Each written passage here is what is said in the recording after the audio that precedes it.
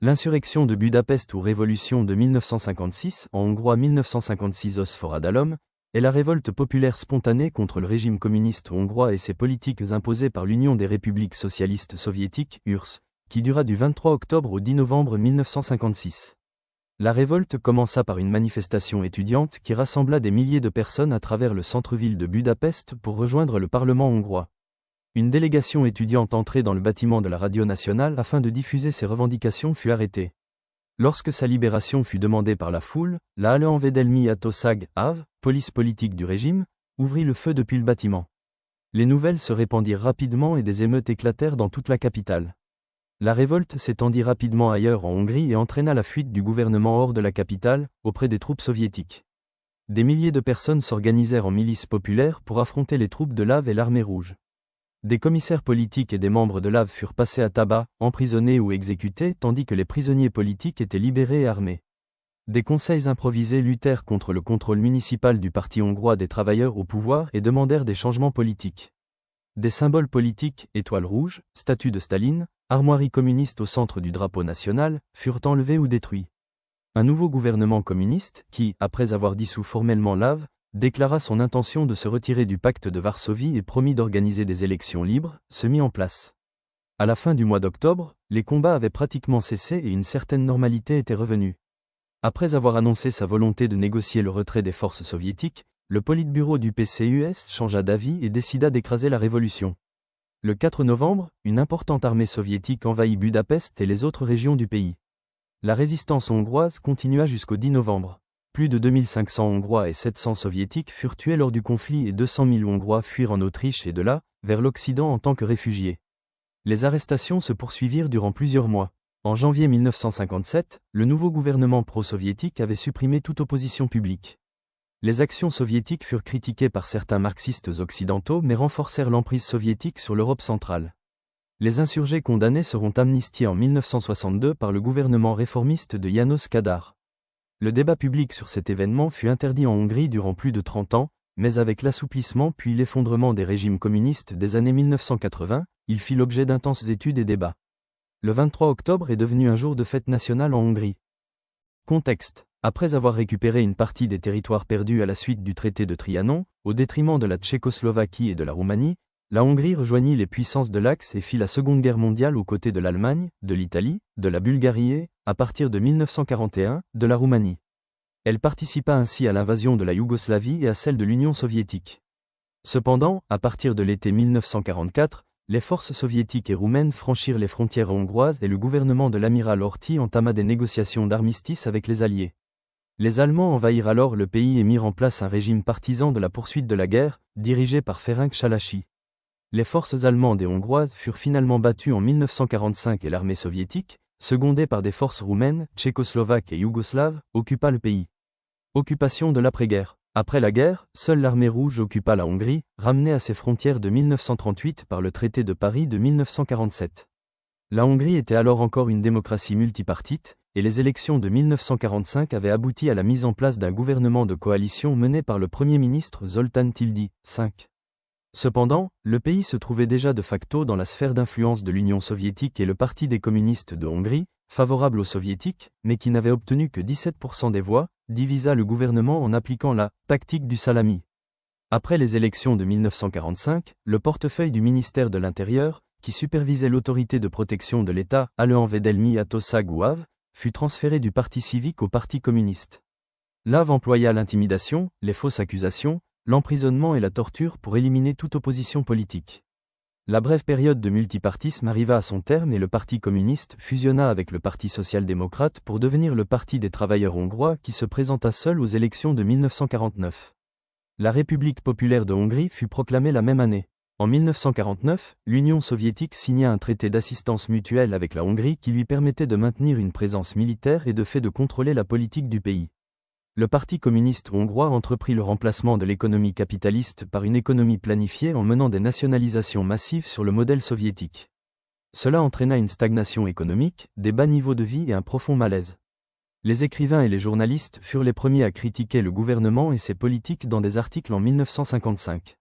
Le 22 octobre 1956, les étudiants de l'université technique reformèrent l'association MEFESZ qui avait été interdite et organisèrent le lendemain une manifestation qui mena à la révolte. Répression politique et déclin économique. La Hongrie devint un État communiste sous la direction de l'autoritaire Matyás Rákosi.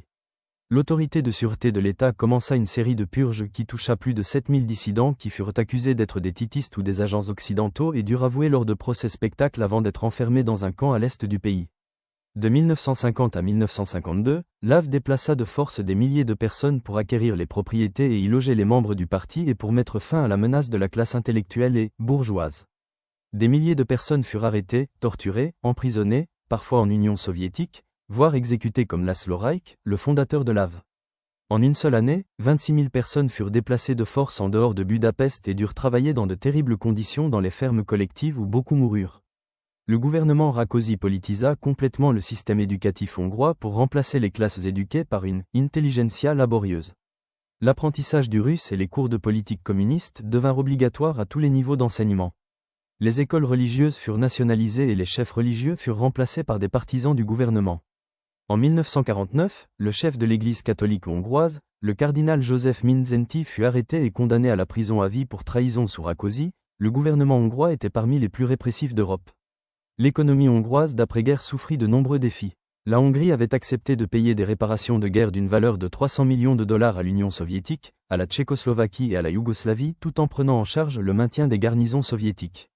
La Banque nationale de Hongrie estima en 1946 que le coût des réparations était compris entre 19 et 22% du PNB. En 1946, la monnaie hongroise subit une violente dépréciation qui entraîna les niveaux d'hyperinflation les plus élevés jamais connus. La participation de la Hongrie au COMECON soviétique l'empêchait de commercer avec l'Occident ou de participer au plan Marshall. Malgré une augmentation du PNB par habitant dans le premier tiers des années 1950, le niveau de vie diminua. La mauvaise gestion de l'économie générait des pénuries pour les produits de base, ce qui entraîna un rationnement du pain, du sucre et de la viande. Les contributions obligatoires aux emprunts d'État diminuaient encore les revenus personnels. Par conséquent, le revenu réel des ouvriers en 1952 était seulement des 2/3 de ce qu'il était en 1938 alors qu'en 1949, la proportion était de 90%. La mort de Joseph Staline le 5 mars 1953 entraîna une période de libération relative au cours de laquelle la plupart des partis communistes européens devinrent plus modérés. En Hongrie, le réformateur Imre Nagy remplaça Matyás Rákosi, le meilleur disciple hongrois de Staline, au poste de Premier ministre. Cependant, Rákosi restait secrétaire général du parti et fut capable de saper les réformes de Nagy. En avril 1955, Nagy fut discrédité et dut quitter ses fonctions. Après le « rapport secret » de Khrouchtchev de février 1956 qui dénonçait Staline et ses protégés, Rákosi fut destitué de son poste de secrétaire et remplacé par Erno Géraud le 18 juillet 1956. Le 14 mai 1955, l'Union soviétique créa le pacte de Varsovie qui liait la Hongrie à l'Union soviétique et aux voisins d'Europe centrale et orientale. Parmi les principes de l'alliance figuraient le respect pour l'indépendance et la souveraineté des États, et la non-interférence dans leurs affaires internes. En 1955, le traité d'État autrichien établit la neutralité et la démilitarisation de l'Autriche. Cela souleva les espoirs hongrois de devenir également neutre et en 1955, Nagy considéra la possibilité pour la Hongrie d'adopter un statut neutre sur le modèle autrichien. En juin 1956, un soulèvement des ouvriers polonais à Poznań fut écrasé par le gouvernement, ce qui entraîna des dizaines de morts parmi les protestataires. En réponse à la demande populaire, le gouvernement nomma le communiste réformateur Władysław Gomulka, récemment réhabilité, en tant que premier secrétaire du Parti ouvrier unifié polonais en octobre 1956 avec pour mission de négocier des concessions commerciales et une réduction du nombre de troupes avec le gouvernement soviétique. Après quelques jours d'intenses négociations, les soviétiques acceptèrent les demandes réformatrices de Gomulka le 19 octobre. Les nouvelles de ces concessions obtenues par les Polonais, connues sous le nom d'Octobre polonais, encouragèrent de nombreux Hongrois à espérer des concessions similaires et ce sentiment contribua largement au climat politique tendu qui prévalait en Hongrie dans la seconde moitié du mois d'octobre 1956. Avec le contexte de guerre froide de l'époque, la politique américaine envers la Hongrie en particulier et envers le bloc communiste en général évolua à partir de 1956. Les États-Unis espéraient encourager les pays d'Europe de l'Est à s'émanciper de l'emprise soviétique d'eux-mêmes mais souhaitaient également éviter un affrontement militaire avec l'URSS qui pourrait dégénérer en guerre nucléaire.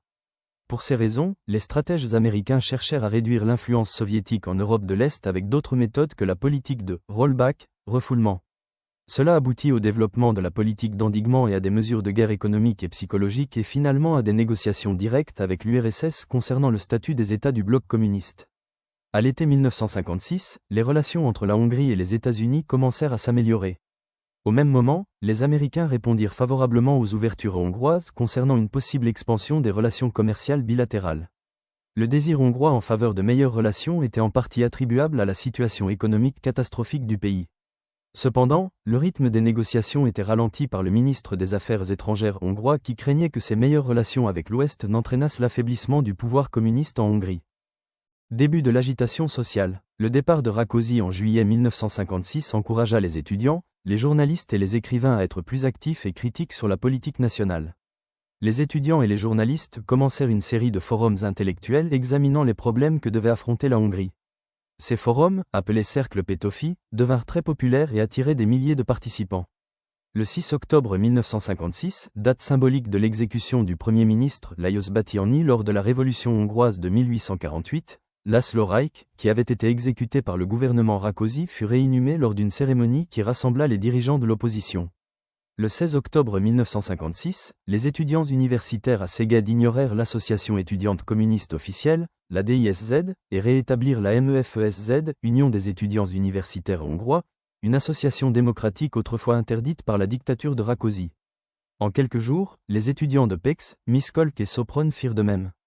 Le 22 octobre, les étudiants de l'Université polytechnique et économique de Budapest rédigèrent une liste de 16 points concernant des demandes de réforme politique. Après avoir entendu que l'Union des écrivains hongrois se préparait à exprimer sa solidarité avec les mouvements réformateurs en Pologne en déposant une gerbe au pied de la statue du général Bem d'origine polonaise et héros de la Révolution hongroise de 1848, les étudiants décidèrent d'organiser une manifestation parallèle en soutien. Dans l'après-midi du 23 octobre 1956, environ 20 000 protestataires se rassemblèrent près de la statue de Józef Bem, un héros national de la Pologne et de la Hongrie.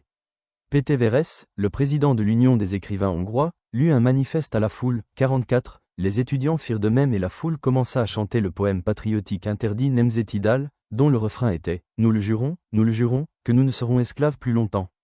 Quelqu'un dans la foule découpa les armoiries communistes du drapeau laissant un trou distinctif et d'autres firent de même. Ensuite, la foule traversa le Danube pour rejoindre les manifestants devant le bâtiment du Parlement hongrois. Vers 18 h, plus de 200 000 personnes étaient présentes. La manifestation était exubérante mais pacifique. À 20 h, le premier secrétaire Ernő Géraud diffusa un discours condamnant les demandes des écrivains et des étudiants. Vers 21 h, les premiers coups de feu éclatent, un jeune homme de 18 ans tombe, János Visi. Énervés par la ligne dure de Géraud, certains manifestants décidèrent d'appliquer l'une de leurs demandes, le retrait d'une statue en bronze de Staline de 10 mètres de haut qui fut érigée en 1951 sur le site d'une église qui avait été démolie pour lui faire de la place. La statue fut renversée à 21 h 30 et la foule en liesse plaça le drapeau hongrois dans les bottes de Staline qui était tout ce qui restait de la statue. À peu près au même moment, une large foule se rassembla devant le bâtiment de Radio Budapest qui était lourdement gardé par l'AV. Le moment critique eut lieu lorsqu'une délégation voulant diffuser ses demandes fut arrêtée et que la foule s'agita après des rumeurs faisant état de manifestants abattus. Valeria Benke, la directrice de la radio, donne un micro mais c'est un stratagème, rien n'est radiodiffusé. Des gaz lacrymogènes furent lancés depuis le bâtiment et l'AV ouvrit le feu sur la foule, faisant plusieurs morts. L'AV tenta de se réapprovisionner en cachant des armes dans une ambulance mais la foule repéra la ruse et l'intercepta. Les soldats hongrois envoyés en soutien de l'AV hésitèrent un moment avant d'arracher leurs insignes et de rejoindre la foule. Provoqués par les attaques de l'AV, les protestataires réagirent violemment. Les voitures de police furent incendiées, les dépôts d'armes furent pris d'assaut, les armes furent distribuées à la foule et les symboles du régime communiste furent vandalisés. Au cours de la nuit du 23 octobre, le secrétaire du Parti des travailleurs hongrois Ernő Géraud demanda une intervention militaire soviétique pour réprimer une manifestation d'une ampleur sans précédent. L'état-major soviétique avait préparé des plans de crise en vue d'une intervention en Hongrie au cours des mois précédents. Les soviétiques regroupent à partir de juillet 2 divisions mécanisées de la garde, 2e et 17e, rue, stationnées en Hongrie, rejointes par la 33e division en, venue de Roumanie et des 39e divisions mécanisées de la garde en, et 128e division de fusiliers de la garde venue du district militaire des Carpates, 52. Le 24 octobre à 2 h du matin, les chars soviétiques entraient dans Budapest sur ordre du ministre de la Défense Georgi Yukov. L'assaut sur Budapest est principalement mené par la 2e division de la garde, 6 000 soldats, 290 chars, 120 BTR et 156 canons. À partir de midi, ceux-ci étaient stationnés devant le bâtiment du Parlement et les soldats contrôlaient les ponts et les principaux carrefours. Des insurgés armés mirent rapidement en place des barricades pour défendre la ville et s'emparèrent même de quelques chars soviétiques dans la matinée le même jour. Imre Nagy remplaça Andras Egedus au poste de Premier ministre. À la radio, vers midi, Nagy s'adresse à la nation. Peuple de Budapest, je vous informe que tous ceux qui déposeront les armes et cesseront le combat à 14 heures aujourd'hui ne feront l'objet d'aucune poursuite. En même temps, j'affirme que nous réaliserons aussitôt que possible une démocratisation systématique du pays dans les domaines économiques, politiques, institutionnels. Tenez compte de notre appel, cessez le combat et agissez pour la restauration de l'ordre et de la paix dans l'intérêt de l'avenir de notre patrie. Des protestataires armés s'emparèrent du bâtiment de la radio et au siège du journal communiste Sabah d'Ne accent aigu P. Les gardes de lave qui avaient tiré sur les manifestants désarmés furent chassés par l'arrivée de manifestants armés. À ce moment, la colère des révolutionnaires se concentrait sur Lave. Les forces soviétiques n'étaient pas encore pleinement engagées et à de nombreuses occasions, les soldats soviétiques montrèrent leur sympathie aux manifestants. Défilé de manifestants le 25 octobre. Le 25 octobre, un grand nombre de manifestants se rassembla en face du bâtiment du Parlement. Les unités de Lave ouvrirent le feu sur la foule depuis les toits. Certains soldats soviétiques répliquèrent, croyant à tort être la cible des tirs. De même, la foule utilisa les armes capturées pour se défendre. Les attaques au Parlement entraînèrent la chute du gouvernement. Le premier secrétaire du Parti communiste, Erno Gero, et le premier ministre, Andras Egedus, s'enfuirent en Union soviétique et furent remplacés respectivement par János Kadar et Imre Nagy. Les révolutionnaires commencèrent à s'en prendre aux blindés soviétiques. Alors que la résistance hongroise attaquait les chars soviétiques avec des cocktails Molotov dans les étroites rues de Budapest, des conseils révolutionnaires apparurent dans tout le pays, faisant office de gouvernements locaux, et appelèrent à la grève générale. Les symboles communistes comme l'étoile rouge et les mémoriaux militaires furent vandalisés et les livres communistes brûlés. Des groupes de miliciens apparurent spontanément, comme les 400 hommes menés par Joseph Dudas, et attaquèrent les sympathisants soviétiques et les membres de Lave. Les unités soviétiques combattirent principalement à Budapest. Ailleurs, la situation était relativement calme. Les commandants soviétiques négocièrent souvent des cessez-le-feu locaux avec les révolutionnaires. Les soviétiques parvinrent à ramener l'ordre dans certaines régions. À Budapest, les unités soviétiques commencèrent à se retirer et les affrontements s'atténuèrent. Le général hongrois Béla Király, récemment libéré après avoir été condamné pour crimes politiques, chercha à ramener l'ordre en unifiant les éléments de la police, de l'armée et des groupes d'insurgés au sein d'une garde nationale. Un cessez-le-feu fut arrangé le 28 octobre et le 30 octobre, la plupart des troupes soviétiques avaient quitté Budapest pour des garnisons à l'extérieur de la ville. La propagation rapide des troubles dans les rues de Budapest et la chute abrupte du gouvernement Gero Egedus laissaient les nouveaux gouvernants désorganisés. Nagy, un réformateur loyal du Parti communiste qui était décrit comme possédant peu de talent politique, appela la population au calme et au retour à l'ordre. Pourtant Nagy, le seul dirigeant hongrois à conserver une certaine légitimité aux yeux des soviétiques et des Hongrois, conclut finalement qu'un soulèvement populaire plutôt qu'une contre-révolution avait lieu. Qualifiant l'insurrection en cours de « large mouvement populaire démocratique », dans un discours à la radio le 27 octobre, Nagy forma un gouvernement incluant des ministres non communistes. Ce nouveau gouvernement national mit un terme à Lave et au système de parti unique. Du fait qu'il ne resta en place que 10 jours, le gouvernement national n'eut pas le temps de clarifier sa politique en détail. Cependant, les éditoriaux des journaux mettaient l'accent sur le fait que la Hongrie devait être une démocratie multipartite et neutre. De nombreux prisonniers politiques furent libérés dont le cardinal Joseph Mindszenty. Les partis politiques autrefois bannis comme le Parti civique des petits propriétaires indépendants et des travailleurs agraires s'apprêtaient à rejoindre la coalition. Les conseils révolutionnaires formés dans tout le pays opéraient généralement sans contrôle du gouvernement national à Budapest et assuraient diverses fonctions autrefois assurées par le Parti communiste. Ces comités furent reconnus officiellement par le gouvernement qui demanda leur soutien en tant que organes locaux, démocratiques et autonomes formés lors de la Révolution. De même, des conseils ouvriers furent établis dans les usines et les mines et de nombreuses règles, comme les objectifs de production, furent suspendues. Les conseils cherchèrent à gérer les entreprises tout en protégeant les intérêts des ouvriers et créèrent une économie socialiste sans la rigidité du contrôle d'un parti. Le contrôle par les conseils locaux ne fut pas toujours sans heurts. À Debrecen, Győr, Sopron, Mozon-Magyaróvár et d'autres villes, des manifestants furent abattus par Lave. Cette dernière fut désarmée, souvent par la force et avec l'aide de la police locale. Le 24 octobre, le Politburo du Parti communiste de l'Union soviétique évoqua les soulèvements politiques en Pologne et en Hongrie. Les partisans d'une ligne dure menée par Molotov demandaient une intervention mais Khrouchtchev et Yukov y étaient initialement opposés. Une délégation envoyée à Budapest rapporta que la situation était moins terrible que ce qui avait été dit. Khrouchtchev déclara qu'il voyait les manifestations comme un mouvement de colère populaire concernant des problématiques économiques et sociales et qu'il ne s'agissait pas d'une lutte idéologique. Après quelques débats, le Politburo décida le 30 octobre de ne pas destituer le nouveau gouvernement hongrois. Le général Yukov déclara même « Nous devons retirer les troupes de Budapest et si nécessaire de Hongrie. C'est la leçon que nous devons en tirer ». Il adopta une déclaration du gouvernement de l'URSS sur les principes de développement et de renforcement de la fraternité et de la coopération entre l'Union soviétique et les autres États socialistes qui fut publiée le jour suivant.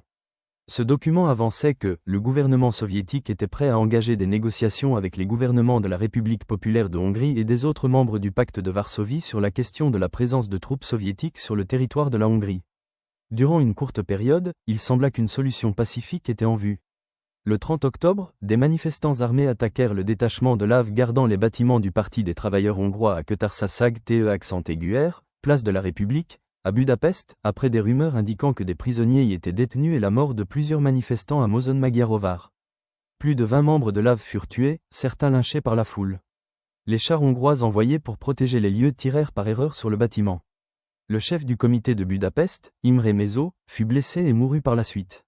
Les scènes de l'affrontement furent diffusées aux actualités soviétiques quelques heures plus tard. Les dirigeants du gouvernement en Hongrie condamnèrent l'incident et appelèrent au calme. 87, mais les images des victimes furent utilisées par les divers organes de propagande communiste. Le 30 octobre, alors que deux représentants du Politburo, Anastase Mikoyan et Mikhail Souslov, étaient à Budapest, Nagy avait indiqué que la neutralité était un objectif à long terme de la Hongrie et qu'il souhaitait discuter de la question avec les dirigeants du Kremlin. Cette information fut transmise à Moscou par Mikoyan et Souslov. Au même moment, Khrouchtchev se trouvait dans la datcha de Staline et considérait les différentes options concernant la Hongrie. L'un de ses conseillers rapporta plus tard que la déclaration de neutralité avait joué un rôle important dans ses décisions ultérieures. Plusieurs autres événements clés renforcèrent la position des partisans d'une intervention. Les mouvements en faveur d'une démocratie parlementaire en Hongrie et de la création d'un Conseil national démocratique des ouvriers, qui pouvait mener à un État capitaliste, menaçaient la domination du Parti communiste soviétique et l'hégémonie soviétique en Europe de l'Est. Pour la majorité des membres du Politburo, le contrôle direct des conseils par les ouvriers sans une direction communiste était incompatible avec leur vision du socialisme. À ce moment, ces conseils étaient, selon les mots d'Hannah Arendt, les seuls soviets libres existant partout dans le monde. Le Politburo craignait que l'URSS ne paraisse faible aux yeux des Occidentaux si elle ne réagissait pas avec fermeté en Hongrie. Le 29 octobre 1956, les forces israéliennes, françaises et britanniques interviennent en Égypte. Khrouchtchev aurait alors remarqué « Nous devons réexaminer notre décision et ne pas retirer nos troupes de Hongrie et de Budapest. Nous devons prendre l'initiative de restaurer l'ordre en Hongrie. Si nous quittons la Hongrie, cela donnera un encouragement considérable aux Américains, aux Britanniques et aux Français, les impérialistes. Ils percevront cela comme une faiblesse de notre part et partiront à l'offensive. À l'Égypte, ils ajouteraient ensuite la Hongrie. Nous n'avons pas d'autre choix. » Khrouchtchev considérait que de nombreux membres du Parti communiste ne comprendraient pas une non-intervention soviétique en Hongrie. La déstalinisation avait déçu les éléments les plus conservateurs du parti qui s'alarmaient de la menace sur l'influence soviétique en Europe de l'Est. Dès le 17 juin 1953, des ouvriers à Berlin-Est s'étaient soulevés et avaient demandé la démission du gouvernement de la République démocratique allemande. L'insurrection fut violemment réprimée avec l'aide des soviétiques et entraîna la mort de 84 personnes. En juin 1956, à Poznań en Pologne, la révolte des ouvriers fut réprimée par les forces de sécurité polonaises et causa entre 57 et 78 morts. Elle entraîna néanmoins une courte période de dégel en Pologne. De plus, à la fin octobre, des révoltes furent rapportées dans certaines régions de l'URSS. Ces dernières étaient mineures mais intolérables. La neutralité hongroise et son retrait du pacte de Varsovie représentaient une brèche dans la zone de défense soviétique représentée par les démocraties populaires. Les peurs soviétiques d'une invasion occidentale rendaient le maintien de cette zone d'autant plus incontournable. Le 31 octobre, les dirigeants soviétiques décidèrent de modifier leur résolution de la veille. Il semble que la déclaration selon laquelle la Hongrie s'apprêtait à quitter le pacte de Varsovie ait joué un rôle important dans ce revirement. Cependant, le procès-verbal de la réunion du 31 octobre précise que la décision d'intervenir militairement avait été prise avant l'annonce de la neutralité hongroise vis-à-vis du pacte de Varsovie et de son retrait. Le Politburo décida alors de rompre le cessez-le-feu et d'écraser la révolution hongroise. La stratégie était de proclamer un gouvernement provisoire révolutionnaire mené par János Kadar qui demanderait l'aide soviétique pour rétablir l'ordre. D'après des témoins, Kadar était à Moscou au début du mois de novembre 103, et il entra en contact avec l'ambassade soviétique en tant que membre du gouvernement Nagy. Des délégations furent envoyées dans les autres gouvernements communistes en Europe et en Chine pour éviter toute escalade. Pour dissimuler leurs intentions, les Soviétiques engagèrent des négociations avec Nagy concernant le retrait des troupes soviétiques. D'après certaines sources, le dirigeant chinois Mao Tse-dong joua un rôle important dans la décision de Khrouchtchev d'écraser le soulèvement. Le président du Parti communiste Liu Shaoqi pressa Khrouchtchev d'intervenir militairement en Hongrie. Malgré la détérioration des relations entre la Chine et l'Union soviétique au cours des dernières années, la parole de Mao conservait une certaine influence au Kremlin. Initialement, ce dernier était opposé à une intervention et cette information fut transmise à Khrouchtchev le 30 octobre avant la décision du Politburo de ne pas intervenir. Mao changea ensuite d'avis mais selon William Tobman, il n'est pas certain que Khrouchtchev l'ait appris et que cela ait influencé sa décision du 31 octobre.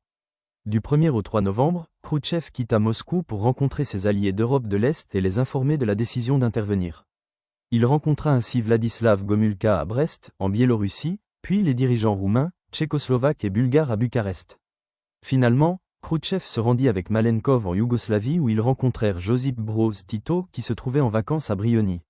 Les Yougoslaves persuadèrent Khrouchtchev de choisir János Kadar à la place de Ferenc Munich en tant que nouveau dirigeant de la Hongrie. Bien que le secrétaire d'État américain John F. Dulles ait demandé une réunion du Conseil de sécurité des Nations Unies le 24 octobre pour discuter de la situation en Hongrie, peu d'actions furent prises pour voter une résolution en particulier du fait de la crise de Suez qui éclata en même temps. Le problème n'était pas que Suez détournait l'attention américaine de la Hongrie mais elle rendait la condamnation des actions soviétiques très difficile. Comme le vice-président Richard Nixon expliqua plus tard, nous ne pouvions pas d'un côté nous plaindre de l'intervention soviétique en Hongrie et de l'autre, approuver que les Français et les Britanniques n'exploitent ce temps pour intervenir contre Nasser.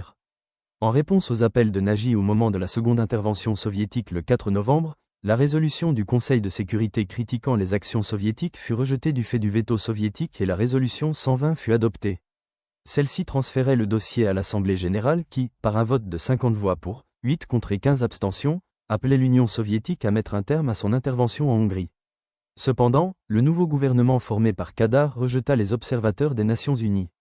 Le président américain Dwight Eisenhower avait lu une étude détaillée de la résistance hongroise qui se prononçait contre une intervention américaine et le Conseil de sécurité nationale préférait accroître le mécontentement au sein du bloc de l'Est uniquement par des mesures politiques et par la rhétorique politique. Lors d'une interview accordée en 1998, l'ambassadeur hongrois Géza Jeszenski s'exprima de manière critique envers l'inaction occidentale en citant l'influence des Nations Unies à ce moment et l'exemple de l'intervention de l'ONU en Corée entre 1950 et 1953. Durant l'insurrection, les programmes en langue hongroise de la radio Free Europe diffusaient des informations concernant la situation politique et militaire et appelaient les Hongrois à combattre les forces soviétiques en donnant des conseils tactiques et des méthodes de résistance. Après l'écrasement de la révolte, la radio fut critiquée pour avoir fait croire aux Hongrois que l'OTAN ou les Nations Unies interviendraient si les citoyens continuaient à résister.